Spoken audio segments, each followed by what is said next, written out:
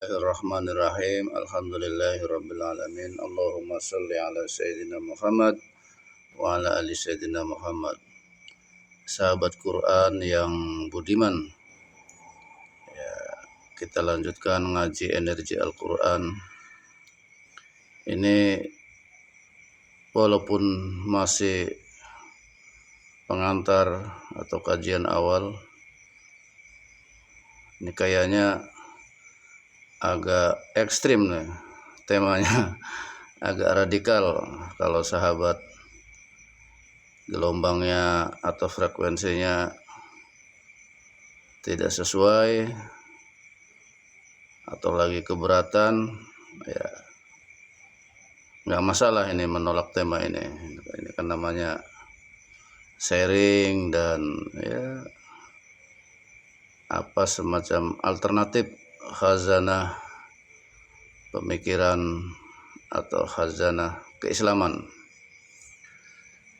Judulnya ini karena kita ngaji Al-Quran di wilayah energi, wilayah lapisan ketujuh.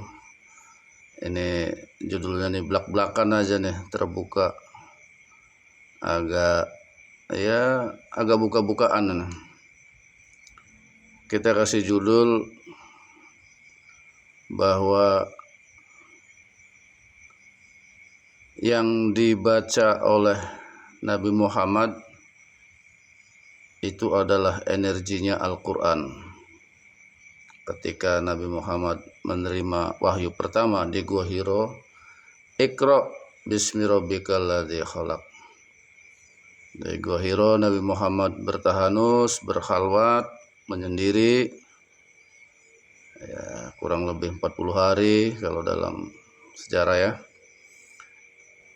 Lalu datangin malaikat Jibril, Iqra. Kata Nabi Muhammad, ma'ana biqori, aku nggak bisa baca, ya karena tidak ada teksnya dan tidak ada tulisannya. Dan membaca itu pada masa itu ya memang bukan tradisi. Tulis itu belum ada, budaya tulis.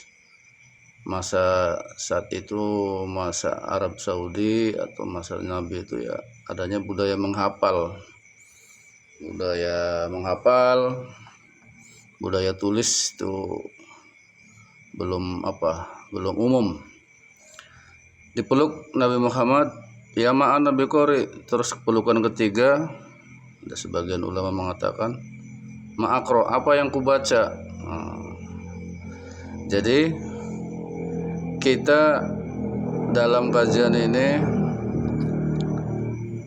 ya, akan menyatakan dengan tegas bahwa sesungguhnya yang dibaca oleh Nabi itu akhirnya adalah energinya Al-Quran.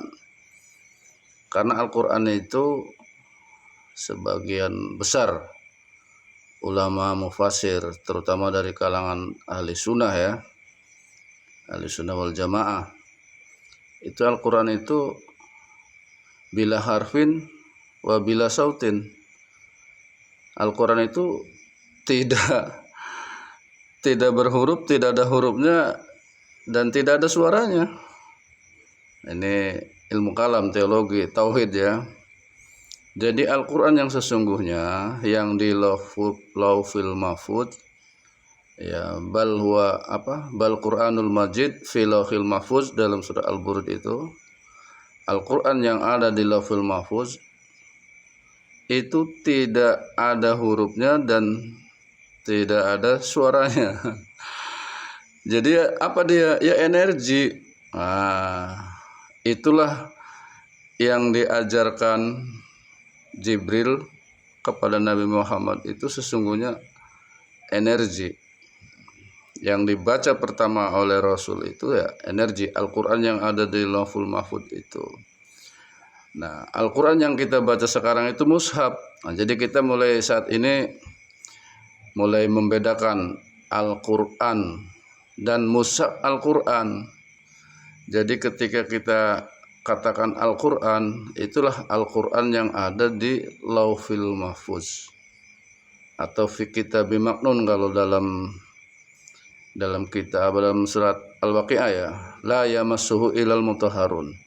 Jadi Al-Quran yang sesungguhnya yang di Lauhil Mahfuz itu ya tidak bisa disentuh kecuali orang-orang yang disucikan oleh Allah Subhanahu wa taala. Sementara Nabi Muhammad secara ikhtiari, secara usaha beliau telah mensucikan dirinya dengan tahanus pergi ke Gua Hiro. Makanya pada titik tertentu ketika Nabi setelah disucikan Allah, maka Nabi diajari membaca energinya Al-Quran itu. Nah, kalau Nabi itu pertama membaca itu ya langsung di lapisan ke-7 energinya Al-Quran itu. Al-Quran bila harfin wa la sautin. Al-Quran yang tidak berhuruf dan tidak bersuara. Kalau kita yang kita baca adalah mushaf Al-Quran, kita belum membaca Al-Quran. Kecuali kita sudah disucikan Allah nanti di lapisan ke-7 lah ya. Nah, jadi ya nggak apa-apa kita membaca mushafnya Al-Quran dulu. Mudah-mudahan pada titik-titik tertentu Allah akan mensucikan kita, lalu kita seperti Nabi Muhammad ikut merasakan, ikut menikmati bagaimana membaca energi Al-Quran itu. Oleh karena itu wajar jadi ya Nabi Muhammad berkata, aku tidak bisa membaca. Nah, karena memang energi ma'ana biqori. Nah, jadi qoro'a itu ternyata dalam bahasa Arab itu artinya bukan hanya membaca, menelaah, meneliti atau mengkaji. Kata dasar qoro'a juga berarti menghimpun, mengumpulkan ya, huruf-huruf jadi kata, menghimpun kata menjadi kalimat, mengumpulkan, menghimpun. Jadi menghimpun energi. Nabi Muhammad itu mengumpulkan energi yang ada di Al-Quran itu, sehingga ya Iqra bismi rabbikal ladzi khalaq. Maka kumpulkan energi itu, energi Al-Quran dengan energinya Allah Subhanahu wa taala. Ini satu versi, karena kita kalau di lapisan energi membaca Al-Quran, energinya Al-Quran kita baca ya 100% Al-Quran itu adalah energi. Sebagaimana di lapisan pertama Al-Quran itu tulisan di mushaf itu ya, dia 100% tulisan. Jadi begitu sahabat Quran, bahwa yang pertama dibaca oleh Nabi itu adalah energinya Al-Quran. Maka setelah Nabi Muhammad membaca energi Al-Quran itu, Nabi menggigil ya kayak demam, panas, menggigil, padahal Gua Hiro itu dingin. Tapi Nabi kayak macam kepanasan gitu kan, lemes karena energi yang dia terima, yang dia baca, sehingga pulang ke rumah ya terbaring minta diselimutin. Bahwa Nabi Muhammad didatangin malaikat Jibril, diajarkan bagaimana membaca energinya Al-Quran langsung di lapisan ke-7. Kalau kita kan membaca Al-Quran kan mushafnya Al-Quran, lapisan pertama sampai lapisan ke-6 itu kita masih mushaf, sehingga sampai lapisan tafsir, sampai kandungan hukum itu. Ya mudah-mudahan kita diberi hidayah oleh Allah, disucikan Allah. La yamassuhu ilal mutahharun, tidak bisa disentuh, Al-Quran itu tidak bisa disentuh kecuali oleh orang-orang yang disucikan Allah Subhanahu wa taala. Mudah-mudahan kita belajar membaca energinya Al-Quran sehingga kita disucikan Allah dan kita bisa ya mengalami, menikmati energi Al-Quran tersebut. Baik sahabat Quran, dalam nanti pertemuan selanjutnya kita ingin memberikan contoh ya, ayat Al-Quran tentang energi, sehingga apa kata Rasul pada sahabatnya itu, adulluka, aku tunjukkan kepadamu babul jannah, artinya bagaimana engkau masuk ke dalam surga.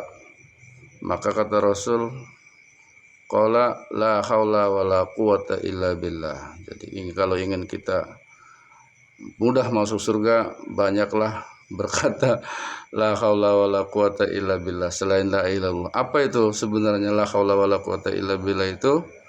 Kayak kalau arti secara umum kan tidak ada daya dan tidak ada upaya kecuali dari daya dan upaya dari Allah Subhanahu wa taala. Dalam lapisan energi kita menerjemahkannya la haula, tidak ada energi, wala quwata, dan tidak ada vibrasinya, getarannya, kecuali dari energi dan getaran Allah Subhanahu wa taala. Demikian sahabat Quran yang berbahagia.